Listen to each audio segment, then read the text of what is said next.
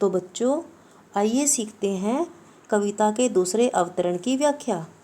कविता एक खिलना है फूलों के बहाने, कविता का खिलना भला फूल क्या जाने। बाहर भीतर इस घर उस घर, बिना मुरझाए महकने के माने, फूल क्या जाने। इसमें कवि कुंवर नारायण जी कहते हैं कि कविता फूलों की तरह खिलती है, अर्थात जिस प्रकार फूल खिलकर अपनी खुशबू और सौंदर्य को वातावरण में बिखेरता है, ठीक उसी प्रकार कविता भी अपनी भाव रूपी खुशबू से सबको आनंद देती है। किंतु फूल तो केवल सूर्योदय होने पर खिलता और महकता है और सूर्यास्त होने पर टूटकर बिखर जाता है।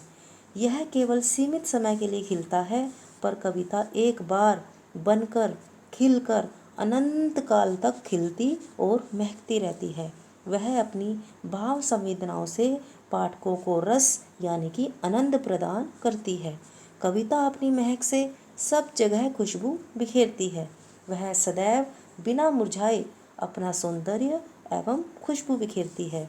इस प्रकार बिना मुरझाए अनंत काल तक महकने का क्या अर्थ होता है, इसे केवल कविता ही जान पाती है, फूल इसे कभी नहीं जान सकता।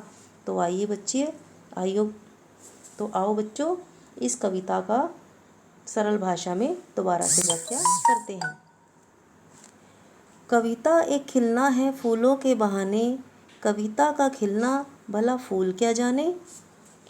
तो फूलों के बहाने का अर्थ है फूलों के माध्यम से कवि कुंवर नारायण जी ने कविता के खिलने की बात की है। अब हमारे मस्तिष्क में एक प्रश्न आता है कि कविता कैसे खिलती है। जी हाँ, कविता भी खिलती है। जिस प्रकार फूल बाग में बगीचों में खिलते हैं, उसी प्रकार कविता भी खिलती है। उसके अंदर जो निहित संदेश होता है, उसकी खुशबू सर्वत्र फैली रहती है। कविता का खिलना भला फूल क्या जाने। तो जो आनंद एक कवि को अपनी कविता लिखकर उसके अंदर जो निहित संदेश है वो पाठकों तक पहुंचाकर मिलता है, इसका एहसास कभी भी फूल को नहीं हो सकता।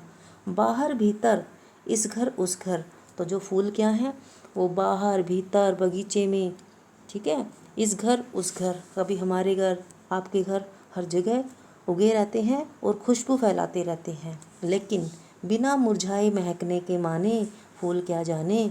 तो जो फूल हैं वो उनका तो एक खिलने का एक निश्चित समय होता है। वो खिलते हैं, सूर्योदय के समय खिलेंगे, कलियां खिलेंगी सुबह और शाम को दोबारा से कलियां बंद हो जाएंगी और एक समय ऐसा आ जाएगा कि जब उनको टूटकर मिट्टी में मिल जाना है और वो अपना अस्तित्व खो देंगे। लेकिन जो कविता है एक बार लिखने के बाद युगों युगों तक उसका संदेश पाठकों को मिलता रहता है। अब आप यहीं से अंदाज़ा लगा लीजिए, ये जो कविता है, कविता के बहाने कुंवर नारायण जी ने कभी सन 1900 में कभी लिखी होगी, तो लेकिन आज भी उसके अंदर जो निहित संदेश है उससे हम सभी पाठक लाभान्वित हो रहे हैं और आगे भी होते रहेंगे।